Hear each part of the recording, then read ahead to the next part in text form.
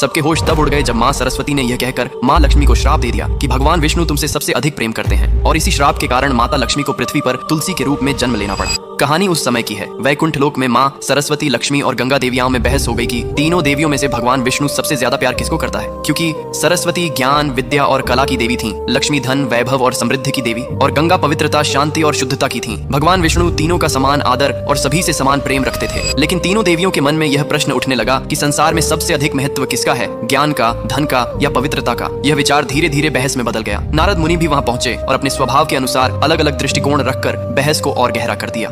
इसी दौरान माँ सरस्वती के मन में एक आशंका जन्म लेने लगी। उन्हें लगा कि भगवान विष्णु का ध्यान अब ज्ञान से अधिक धन और पवित्रता की ओर जा रहा है। कभी कभी विष्णु का गंगा के प्रति विशेष स्नेह देखकर सरस्वती के मन में ईर्ष्या और असुरक्षा उत्पन्न हो गई। उन्हें लगा कि ज्ञान का महत्व कम होता जा रहा है। जब सरस्वती ने इस विषय पर माँ लक्ष्मी से समर्थन चाहा तो लक्ष्मी ने किसी का पक्ष नहीं लिया और शांत रहने का प्रयास किया। लेकिन यही शांत रहना ही माँ सरस्वती को धोखे जैसी लगी। क्रोध और भावनाओं में बहकर उन्होंने लक्ष्मी को श्राप दे दिया कि तुम वैकुंठ छोड़कर पृथ्वी पर पौधा रूप में जन्म लोगी। और इसी श्राप के कारण कहा जाता है कि धरती पर माता लक्ष्मी ने तुलसी का रूप धारण किया। ये श्राप सुनकर लक्ष्मी दुखी हुई, लेकिन उन्होंने उसे शांत भाव से स्वीकार किया। उसी क्षण माँ गंगा भी क्रोधित हो उठी और उन्होंने सरस्वती को श्राप दे दिया कि उन्हें भी पृथ्वी पर नदी के रूप में अवतरित होना पड़ेगा, ताकि मानव उनके जल से पुण्य प्राप्त कर सके। जब विष्णु जी को इस संपूर्ण तनाव का पता चला तो उन्होंने मधुरता से समझाया कि ज्ञान, धन और पवित्रता तीनों का संतुलन ही सृष्टि को चलाता है। कोई भी शक्ति अकेले पूर्ण नहीं होती। धन और ज्ञान दोनों का मूल्य है, पर ज्ञान बिना धन का सही उपयोग नहीं कर सकता और धन बिना ज्ञान उपयोगी नहीं रहता। इसीलिए दोनों का संतुलन आवश्यक है। विष्णु ने लक्ष्मी को आश्वासन दिया कि पृथ्वी पर उनका तुलसी अवतार भी अत्यंत पवित्र और पूजनीय होगा, और सरस्वती व गंगा को भी उनके दिव्य उद्देश्य का बोध कराया।